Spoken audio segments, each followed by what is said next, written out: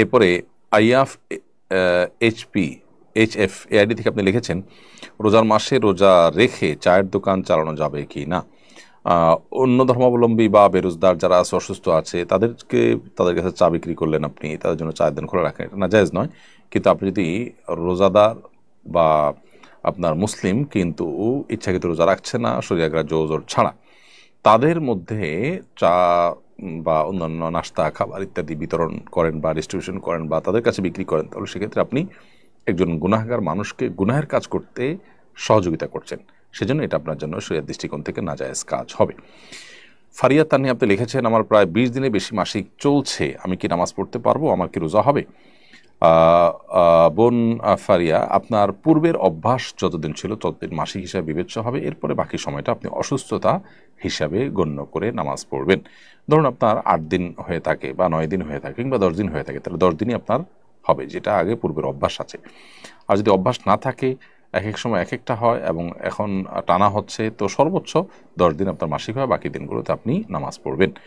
ইমরান ইসলাম আপনি লিখেছেন রমজানের আগে কালেকশন করে রমজানে ইফতার বিতরণ করলে কি রমজানের সওয়াব পাবো? রমজানে আপনি ইফতার বিতরণের কাজ করছেন, সেজন্য আপনি সওয়াব পাবেন, কিন্তু টাকা কালেকশন করেছেন রমজানের আগে, তাহলে যারা রমজানের আগে টাকা দিয়েছেন তারা রমজান মাসের দানের সওয়াবটা তো নিশ্চয়ই পাবেন না, যেহেতু দানটা করেছেন রমজানের আগে। যদি এমন হয় যে তিনি কাউকে দায়িত্ব দিয়েছেন রমজানে ব্যয় করার জন্য, তাহলে ইনশাআল্লাহ রমজানের সওয়াব তিনি পাবেন। অর্থাৎ ইফতারটা রমজানে হবে, এখন আমি ডোনার, আমি কালেক্টরকে দিলাম যে তুমি এই টাকাটা নাও, রমজানে ইফতার করাবে, তাহলে ইনশাআল্লাহ আমি রমজানে দানের সবটাই পাবো, কারণ আমার টাকাটা ইমপ্লিমেন্ট বা খরচ হচ্ছে রমজান মাসে, টাকাটার খরচ হচ্ছে, ব্যয় হচ্ছে রমজান মাসে, আমার চাহিদা পূরণ হচ্ছে রমজান মাসে, সব পাওয়া যাবে আশা করা যায়। কিন্তু কেউ যদি রমজানের আগেই দান করেছেন, সেটা দিয়ে যিনি টাকা রিসিভ করেছেন তিনি রমজানে ব্যবহার করেছেন, তাহলে দানকারী সব পাবেন না, কারণ তিনি রমজানে দান করার জন্য দেন নাই। তো সাধারণত ইফতারের জন্য টাকা কালেকশন করলে তো দাতা রমজানে খরচ হবে সেটা জেনেই দেন, তো সেটা জেনেই যদি দেওয়া হয় ইনশাআল্লাহ তিনি রমজানে দানের সওয়াব পাবেন। শাহিনা রিমি লিখেছেন যদি কারো স্বর্ণ 10 ভরি হয়ে থাকে তাহলে কি পুরো 10 ভরি জাকাত দিতে হবে নাকি 7 ভরির বাড়তি অংশে জাকাত দিলেই হবে? বোন শাহিনা, 10 ভরির হলে তাকে 10 ভরির পুরাটুকুরি জাকাত দিতে হবে, 7.5 ভরির উপরে হলে তখন সবটুকুর জাকাত দিতে হয়, শুধু অতিরিক্ত অংশের নয়, বরং পুরোটারই জাকাত দিতে হবে 2.5% হারে, বিক্রয় মূল্য থেকে 2.5% হিসাব করে বের করে জাকাত দিতে হবে বছরে একবার। এমডি আবুল হাসান আপনি লিখেছেন তাড়াতাড়ি বা তাড়াহুড়ো করে তারাবির নামাজ পড়া যাবে কিনা। তাড়াতাড়ি বা তাড়াহুড়ো করে তারাবির নামাজ পড়া একেবারে অনুচিত, এটা তারাবির যে মান, গুণগত মান, সেটাকে নষ্ট করে দেয়, এটা আমাদের উচিত নয়। বরং আমাদের উচিত হবে তারাবি ধীরস্থিরতার সাথে পড়া।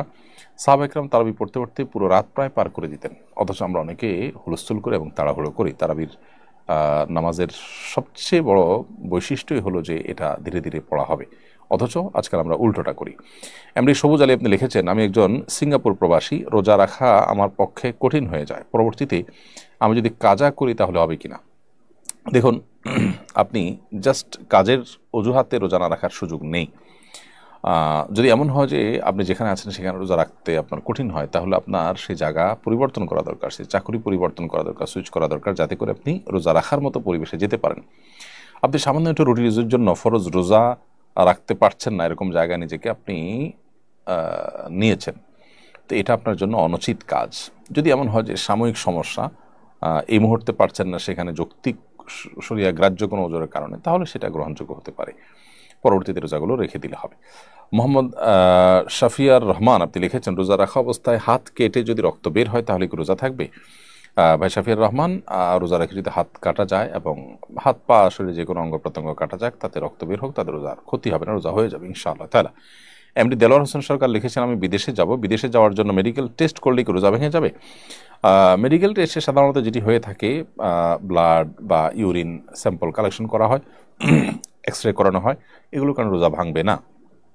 যদি কখনো এরকম কোনো মেডিকেল টেস্ট হয় যে মুখের ভিতর দিয়ে আপনার পাকস্থলিতে কোনো মেশিনপত্র ঢুকিয়ে টেস্ট করা হয়, তাহলে সেক্ষেত্রে সেটি কথা ভিন্ন। বাকি সাধারণ যে মেডিকেল টেস্টগুলো আছে, রক্ত নেওয়া, পেশাব নেওয়া বা আপনার এক্স রে করা, আইসিজি করা, এগুলো কোনোটার কারণে রোজা ভাঙবে না। মিস্টার কামাল ব্যাপারী আইডি থেকে আপনি লিখেছেন গ্রামের কিছু মানুষ আজানের পরও সাহারি খায়, তাদের রোজা হবে কিনা? ফজরের আজান যদি সুবহ সাদিক হওয়ার পরপরই হয় সাধারণত, তারপর যদি সাহারি খায় তাহলে সে রোজা হবে না। কারণ সুবহ সাদিকের পরে সারি খেলে সে রোজা হয় না। আল্লাহ সুবহানাহু ওয়া তাআলা বলেছেন, কুলু ওয়াশরাবু হাত্তা ইয়াতাবাyyানা লাকুমুল খাইতুল আবয়াদু মিনাল খাইতিল আসওয়াদি মিনাল ফাজরি। আল্লাহ বলেছেন, তোমরা পানাহার করো কতক্ষণ? যতক্ষণ পর্যন্ত সাদা আভা এটা কালো আভা থেকে পৃথক হয়ে না যায়। সাদা আভা বলতে সুবহে সাদিক। তো আজান হয় সুবহে সাদিক হওয়ার পর, অতএব ফজরের আজান হয়ে গেছে তারপরেও যদি খায় কেউ, তার রোজা হবে না। মূলত আজান দেওয়া অবস্থাতে যদি কারোর হাতে খাবার থাকে, তারপরে নবী সাল্লাল্লাহু আলাইহি ওয়াসাল্লাম সেটা শেষ করতে বলেছেন। এটা হলো সাহারির আজান, যেটা ফজরের নামাজের আগে হয়ে থাকে, সেটার কথা। নাইম আহমেদ আব্দুল লিখেছেন, হুজুর রোজা অবস্থায় চুল নখ কাটা যাবে কি না? চুল নখ রোজা অবস্থায় কাটা যাবে, তাতে কোনো অসুবিধা নেই, রোজার কোনো ক্ষতি হবে না। মাথায় তেল দেওয়া যাবে, আতর ব্যবহার করা যাবে, মেসওয়াক করা যাবে, এগুলো কোনোটাই রোজার কোনো ক্ষতি করবে না। সুরমাও ব্যবহার করতে পারে।